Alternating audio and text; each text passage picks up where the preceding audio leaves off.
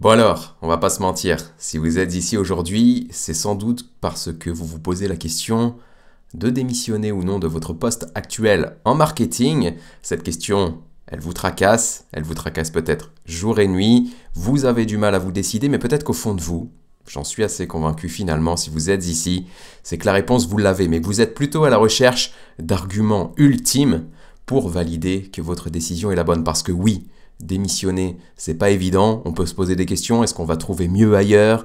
Est-ce que le problème ne vient pas de nous? C'est possible aussi. Mais si vous vous retrouvez dans 2 ou plus des 5 signes évidents qu'on va voir dans cette vidéo, eh bien c'est qu'il est urgent de démissionner et de partir à la recherche d'une nouvelle aventure. Je vous propose de ne pas perdre plus de temps et d'entrer dans le vif du sujet en vous présentant justement les 5 signes évidents qui doivent vous inciter à déposer votre démission, si possible dans la journée ou demain au plus tard. Allez, c'est parti.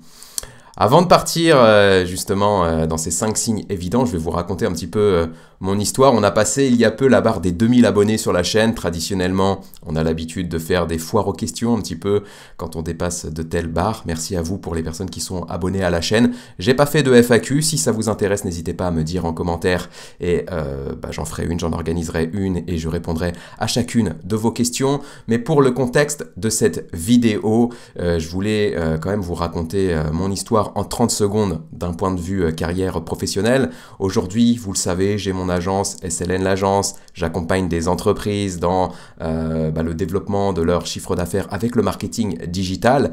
Mais avant d'être entrepreneur, j'ai été salarié. Et j'ai été salarié pendant 7 ans. 7 ans au cours desquels j'ai enchaîné, oui, vous le voyez à l'écran, 8 CDI. Ça s'est régulièrement mal fini. Je suis souvent parti de manière très spontanée, sans parfois crier gare. Quelques démissions, quelques abandons de poste, je devrais pas le dire, et surtout pas mal de ruptures conventionnelles. Ce que j'ai remarqué, c'est que je n'étais pas fait pour être salarié. Bon, ça c'est assez évident maintenant que j'ai ma société. Ça va faire une dizaine d'années maintenant, donc plus que d'années de salariat. Donc oui, c'était évident. Je ne suis pas fait pour être salarié, je suis plutôt fait pour être entrepreneur. Ça, c'est acté. Maintenant, le deuxième point qui a aussi débouché sur justement ces démissions, ces ruptures conventionnelles, bref, la fin de ces CDI, c'est que toutes les entreprises dans lesquelles j'ai travaillé, et ça c'est valable dans beaucoup d'entreprises aussi que j'accompagne au quotidien et dans lesquelles ça ne se passe pas très bien d'un point de vue collaborateur, c'est que bien souvent, le marketing n'est pas la priorité de l'entreprise. C'est un sujet qu'on voit quand on a le temps, quand on a un peu de budget qui traîne, et donc quand on bosse au marketing dans ces boîtes-là, on n'est pas forcément, on n'a pas, toutes les conditions sont finalement pas réunies pour qu'on puisse être épanoui. Donc voilà, ça c'est des choses que je connais. Les 5 signes évidents que je vais vous présenter dans cette vidéo émanent de mon expérience, mais surtout aussi des centaines de boîtes que j'ai pu accompagner depuis la création de ma société. J'ai formé pas loin, même un peu plus maintenant, on a passé la barre des 800 marketeurs. Donc j'ai eu l'occasion de parler à pas mal de monde et toutes les personnes qui sont parties de leur entreprise ou dans lesquelles ça ne s'est pas très bien passé regroupent au moins 2 ou 3 de ces 5 signes évidents. Donc je vous propose d'entrer dans le vif du sujet et de voir quel est le cas pour vous, si vous vous reconnaissez dans ces signes et donc si vous devez prendre immédiatement la décision de passer à autre chose. Le premier signe, vous avez le sentiment de ne pas exploiter tout votre potentiel. Ça, c'est quelque chose qui est quand même assez important. Si vous êtes dans une entreprise où justement le marketing est la 5e roue du carrosse, qu'on vous a donné une queue de budget, voire pas de budget du tout, que vous êtes là pour tenter des trucs, mais que finalement vous ne faites pas partie des stratégies principales pour développer le chiffre d'affaires de l'entreprise, bien souvent vous allez devoir vous armer de patience, de pédagogie pour convaincre votre direction, vos collaborateurs des actions que vous souhaitez mener et on va vous dire non, c'est pas le bon moment, on verra ça plus tard, essaye avec le budget minimal. Bref, en gros, on va vous dire, on va bien souvent finalement vous recaler avec vos initiatives. Et là, c'est un réel problème parce que du coup, vous n'allez pas pouvoir appliquer les actions que vous souhaitez appliquer et que vous avez besoin d'appliquer pour obtenir du retour sur investissement. Et donc, vous n'allez pas exploiter tout votre potentiel. Pire que ça, votre DG ou votre manager, ne voyant pas vraiment le retour sur investissement que vous pouvez générer, va plutôt vous dire bah tu vas te mettre sur telle tâche. Tu vas alimenter des fichiers Excel, tu vas mettre à jour le site internet, tu vas faire des présentations PowerPoint. En bref, tu vas faire de l'administratif, de l'assistance aux commerciaux, etc. Mais ce n'est pas des tâches à forte valeur ajoutée. Ce ne sont pas les tâches pour lesquelles vous avez postulé et que vous avez pris le job. Et donc, du coup, bah, vous vous retrouvez avec un taf un petit peu mêlant assistant administratif, assistant commercial et un peu de marketing quand vous avez le temps. Le problème avec ça, c'est que vous n'exploitez pas tout votre potentiel et que si vous vous enterrez dans une fonction comme celle-ci, dans un job comme celui-ci, vous allez perdre en employabilité parce que le marketing, vous le savez, ça va vite. Les actions changent, vous avez besoin de tester, d'évoluer, de monter en compétences, de générer des résultats aussi pour votre confiance.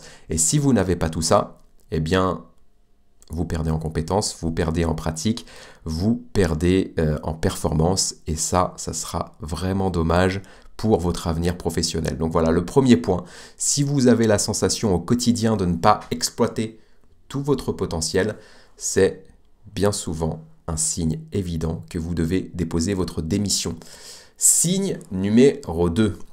Vous n'avez pas de challenge. C'est un petit peu la continuité du signe précédent. C'est-à-dire que si vous êtes, entre guillemets, la 5e roue du carrosse, que le marketing n'est pas pris au sérieux, que vous êtes là parce qu'il faut faire du marketing, mais qu'on ne voit pas vraiment comment le faire et qu'on ne vous donne pas toutes les clés pour réussir, bien souvent, vous n'allez pas être challengé. C'est-à-dire que vous n'allez pas avoir d'objectif, vous n'allez pas avoir d'indicateurs clés de performance à suivre et vous n'allez même pas être drivé, piloté, challengé dans votre quotidien. C'est-à-dire que même votre direction, finalement, au-delà de l'indicateur du chiffre d'affaires que vous allez générer, ben, il ne va même pas regarder quelles sont vos performances, il ne va pas vous aiguiller pour savoir, pour vous aider à faire mieux.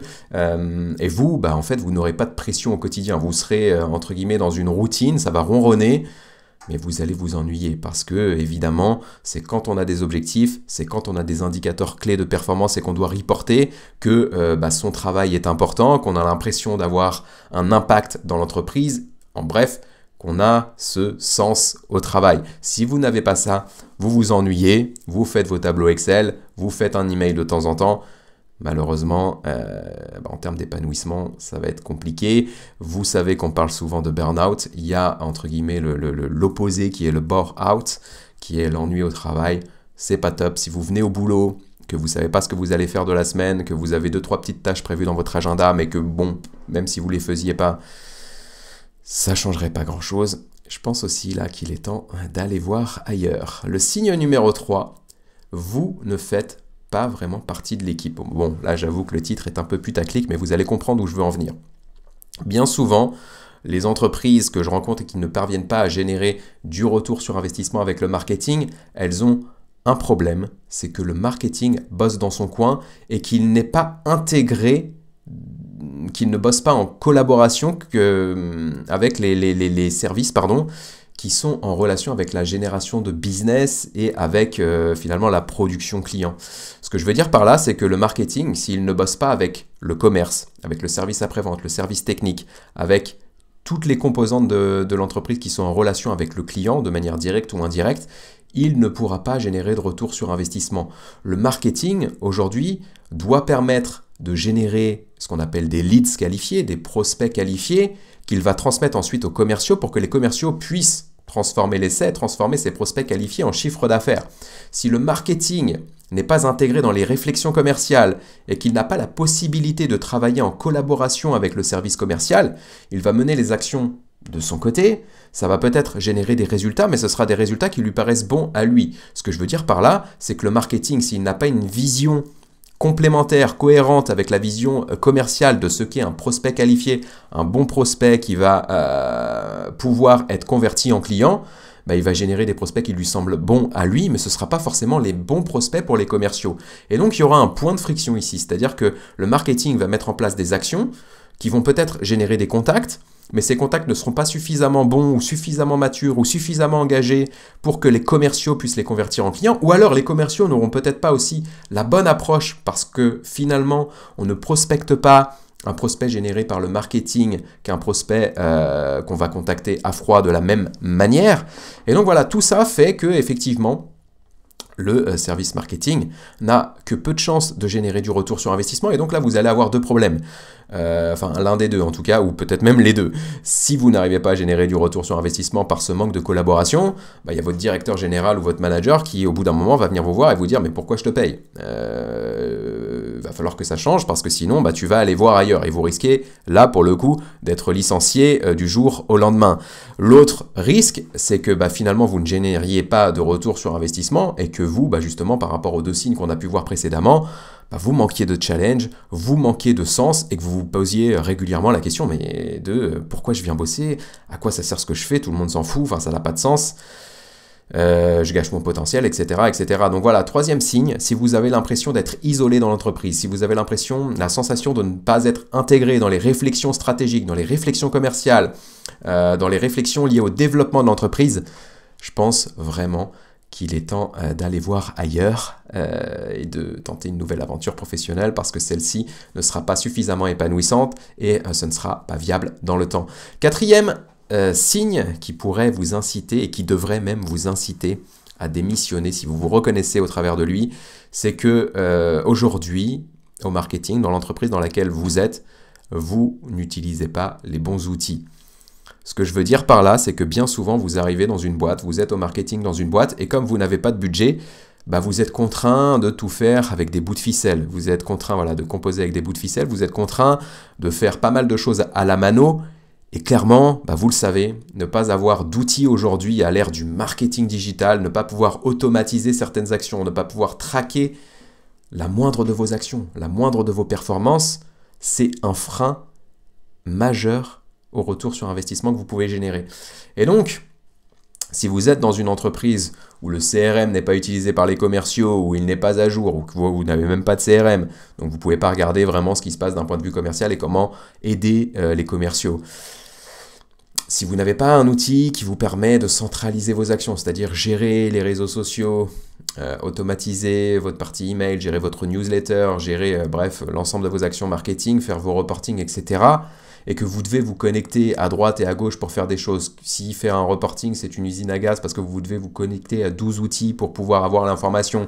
Si encore vous générez des prospects à un endroit, puis à un autre endroit, puis à un autre endroit, et donc vous vous exposez à des trous dans la raquette, c'est-à-dire ne pas pouvoir transférer ou gérer les prospects en temps et en heure pour pouvoir les convertir en clients, là, vous allez dans le mur, c'est-à-dire que vous n'allez pas pouvoir générer de retour sur investissement et comme on l'a vu tout à l'heure, au bout d'un moment, ça va vous retomber sur la tête et donc vous risquez de perdre votre job. Donc je pense qu'il peut être intéressant de prendre les devants, en tout cas d'utiliser cet argument auprès de votre direction peut-être, de lui dire aujourd'hui, moi j'ai pas les bons outils pour réussir, donc si on continue comme ça, on va se planter.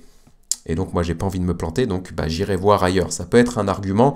Ce que je veux aussi dire par là, c'est qu'à l'heure du digital, si aujourd'hui vous n'utilisez pas, vous n'avez pas la possibilité d'utiliser les bons outils, autrement dit les outils qui sont utilisés dans les belles boîtes pour générer du retour sur investissement, vous allez là aussi perdre en employabilité. Demain, si vous cherchez un job, ils vous demanderont peut-être des compétences en CRM, des compétences en marketing automation, en email marketing, en tracking de data, en reporting, etc. Si vous n'avez pas de compétences sur ces outils-là parce que vous ne les avez pas utilisés dans l'entreprise dans laquelle vous êtes, ça va être très très compliqué dans quelques mois, voire quelques années, de trouver un job. Donc là vraiment, ne serait-ce que pour une question d'employabilité et de retour sur investissement que vous pouvez générer, si vous n'utilisez pas les bons outils aujourd'hui, si vous n'avez pas les budgets pour pouvoir utiliser les bons outils, ça peut être un signe évident que vous devez démissionner à très court terme. Et enfin, le cinquième et dernier signe, qui là aussi est peut-être le plus naturel, c'est pour ça aussi que je l'ai mis à la fin pour vous tenir attentif pendant toute la vidéo, mais celui-ci il est évident. Si aujourd'hui vous n'avez pas de perspective d'évolution, il faut peut-être aller voir ailleurs. Le marketing, ça va vite. Le marketing demande de sortir de sa zone de confort, de gagner en compétences. Si vous faites votre part de job, c'est-à-dire que entre le vous d'aujourd'hui et le vous d'hier, il y a un monde, mais que votre salaire c'est le même, que vous n'avez pas la possibilité de prendre de responsabilités parce que le marketing n'est pas la priorité ou parce qu'il n'y a pas la volonté de construire un service marketing dans l'entreprise et que vous êtes la seule personne au service marketing. En bref, si vous ne voyez pas comment vous allez pouvoir progresser à l'avenir, ça peut être un signe évident que vous devez déposer votre démission aujourd'hui, parce que si vous ne progressez pas dans un monde qui bouge et qui évolue à vitesse grand V, c'est que vous régressez. Et donc là aussi, vous allez perdre en employabilité, vous allez perdre aussi en intérêt pour le poste. Une fois que vous avez fait le tour pour le poste, vous allez perdre en motivation, vous allez avoir du mal à vous motiver à mettre en place les actions, donc vous allez avoir du mal à générer du retour sur investissement parce que vous savez que la régularité, la rigueur, etc. sont des qualités essentielles pour générer du retour sur investissement avec le marketing. Et donc là, ça ne marchera pas. Donc si voilà, vous n'avez pas ce petit objectif, cette carotte de l'évolution au sein de l'entreprise, ça peut être un argument suffisant pour poser votre démission. Donc voilà, on a vu les 5 arguments, maintenant je vous vois venir. Parce que c'est le cas de beaucoup de marketeurs avec lesquels je discute, c'est oui Ludo, t'as raison. T'as raison, je m'y retrouve, effectivement, le marketing c'est la dernière roue du carrosse dans ma boîte. Quand je demande un budget, je ne l'ai pas parce que c'est pas le bon moment, parce que c'est pas prioritaire, j'ai pas les bons outils, je m'ennuie, il n'y a pas de perspective d'évolution. En bref, mon job ne me convient pas, pardon.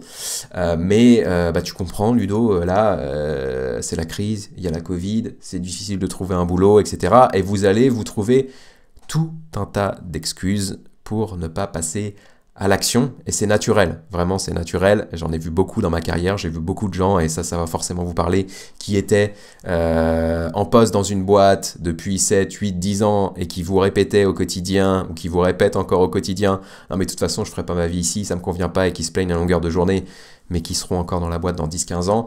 Là la question que je peux vous poser c'est, est-ce que c'est la vie que vous souhaitez vivre, est-ce que c'est la carrière que vous souhaitez vivre? Et là, je vous encourage, si vous avez encore des doutes, si vous ne vous pensez pas capable de passer à l'action, c'est très certainement parce que vous êtes aussi conditionné par certains biais cognitifs, par certains blocages psychologiques. Et là, je vous renvoie vers la lecture de mon livre « La route du bonheur semblant » qui traite exactement de ce sujet. Je vous mets un lien en description de cette vidéo et je vous encourage à le lire parce qu'il pourrait être bien l'élément déclencheur de votre nouvelle carrière professionnelle. Voilà, j'espère que cette vidéo vous aura plu. Si c'est le cas, pensez à vous abonner pour ne pas manquer la suivante. Vous pouvez aussi m'aider à la rendre visible parce que vous le savez, être visible sur YouTube, c'est vraiment compliqué. Donc un petit like, un petit commentaire pour me donner votre avis ou me faire part de votre problématique ou de votre réflexion. Ça m'aidera pour le référencement de cette vidéo. Je vous encourage à vous abonner aussi parce que si vous prenez la décision de démissionner, vous allez sans doute repasser des entretiens derrière et je publierai dans les prochains jours une vidéo vous présentant les 7 plus une question bonus à poser en entretien pour être sûr de faire le bon choix. Voilà, c'était Ludo, j'espère que cette vidéo vous aura plu. Je vous dis à très bientôt pour la prochaine. Ciao.